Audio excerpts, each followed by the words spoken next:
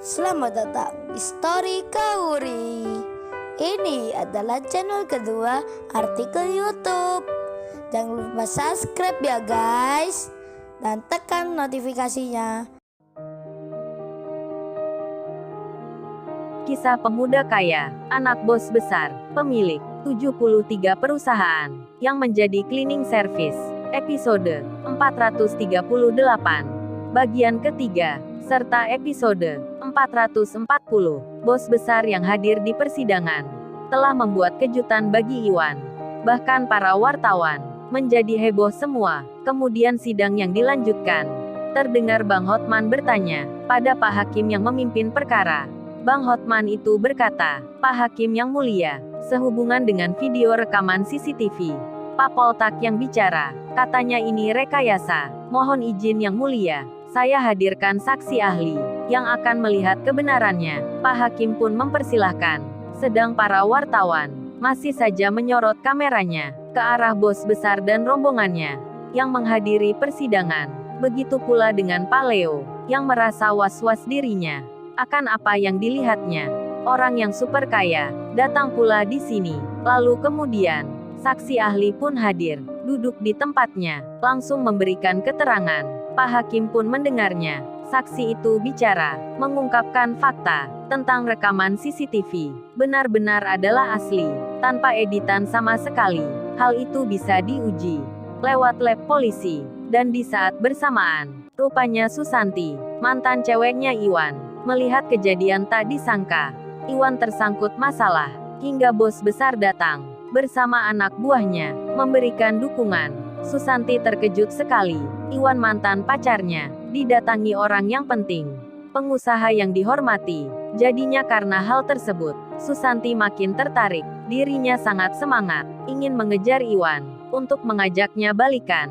Bahkan Susanti nekat akan hadir ke persidangan, berencana ke tempatnya Iwan untuk mencari perhatian agar Iwan terpikat, karena Susanti mengira masa depannya Iwan begitu cemerlang.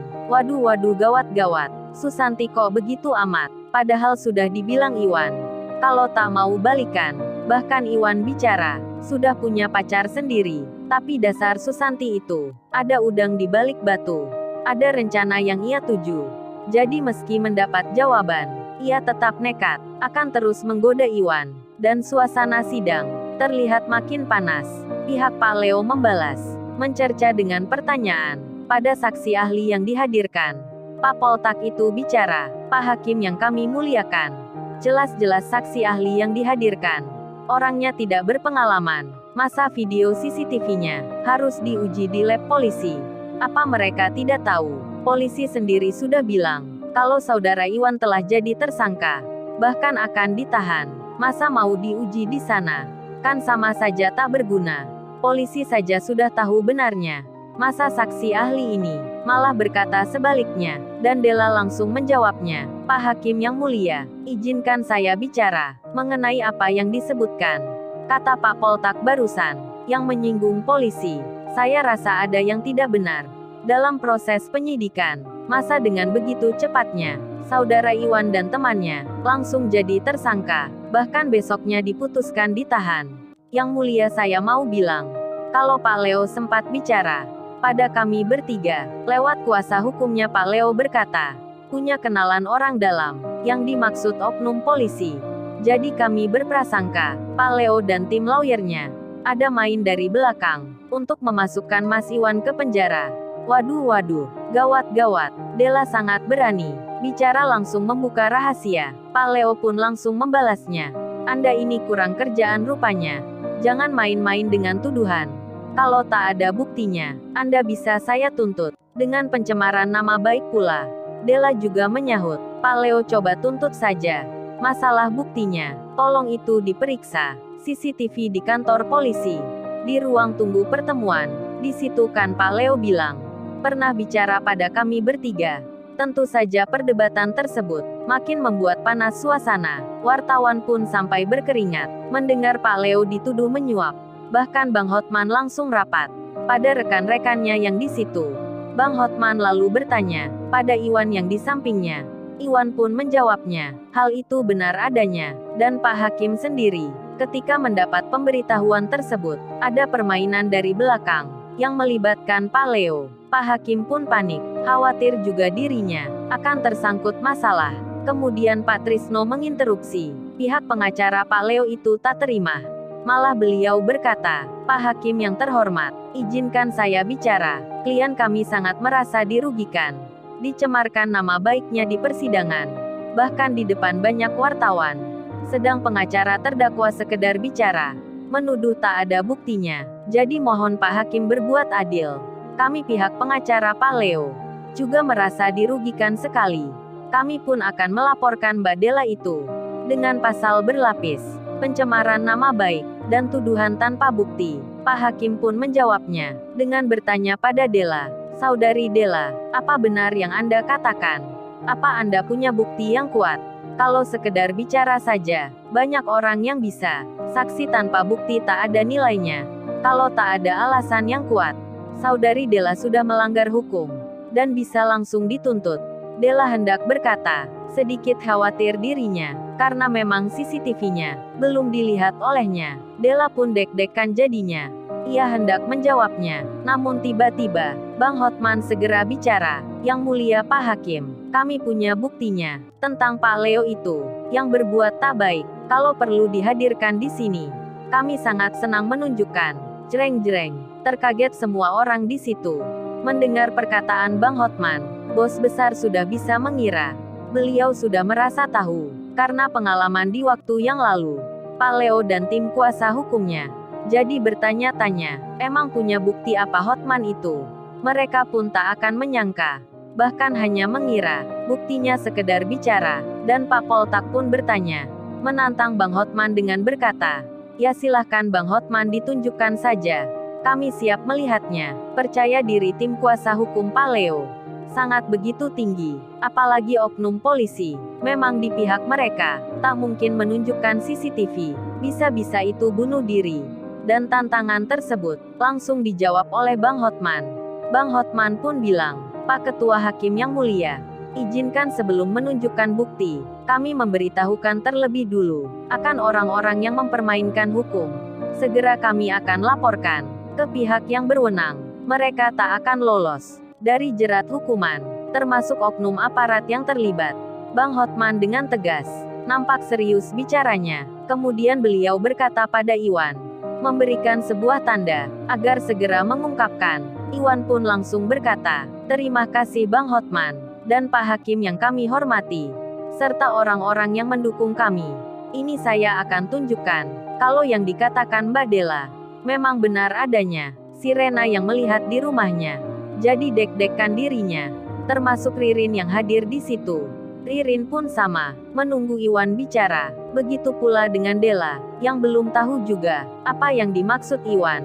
Termasuk Agus temannya, melihat Iwan dengan terheran. Apalagi para wartawan, mereka semua penasaran, bukti apa yang akan ditunjukkan. Kemudian Iwan membuka handphonenya, memutar isinya di tengah sidang. Bahkan di situ ada videonya pula. Meski samar-samar terlihat, namun suaranya begitu jelas. Seketika itu juga, terkejutlah Pak Leo dan tim kuasa hukumnya. Mereka sangat-sangat kaget sekali mendengar percakapannya sendiri, yang di waktu kemarin, dengan percaya diri, telah bicara pada Della, punya kenalan oknum polisi, seorang penyidik yang menangani perkara. Saat itu Pak Leo menakut-nakuti, agar Iwan dan Agus mengaku bersalah, biar tak ditangkap polisi. Namun akhirnya kini, senjata itu makan tuan. Pak Leo yang kelepasan bicara, diam-diam direkam Iwan. Sontak saja rekaman itu, langsung mengagetkan wartawan. Pucat-pucat Pak Leo mukanya, tak bisa berkilah dirinya, apalagi membantahnya. Bos besar pun tebakannya benar, akan Iwan yang menyimpan buktinya. Karena di waktu yang kemarin, saat Iwan menyelidiki perusahaan, Iwan pandai memanfaatkan keadaan. Dengan mengambil kesempatan, bos besar sudah menerka hal itu. Dan Pak Leo tak berkutik. Rahasianya terungkap di persidangan. Banyak wartawan yang langsung mengabarkan, menulis beritanya. Pak Hakim sendiri, tentu tak mau gegabah, mengikuti pesanan yang tadi malam. Pak Hakim pun cari selamat. Setelah bukti pembicaraan terungkap, beliau memutuskan, kalau Iwan dan Agus Hari itu juga, dilepaskan dari tersangka, Iwan pun dibebaskan.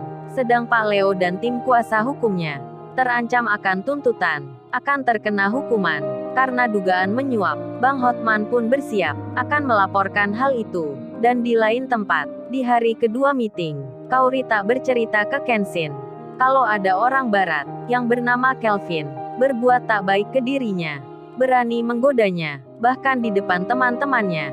Kauri di hari ini akan melakukan meeting lagi. Kauri menganggapnya itu hanya sementara, karena di sini juga tak lama. Dan rapat kerja yang kedua untuk menggantikan Lala terlihat sudah dimulai. Pembicaraan pun berlangsung. Di tengah rapat itu, seperti hari pertama, Kelvin berulah lagi. Dirinya melihat Kauri dengan begitu jelas sekali. Teman-temannya Kauri sampai bicara akan masalah itu.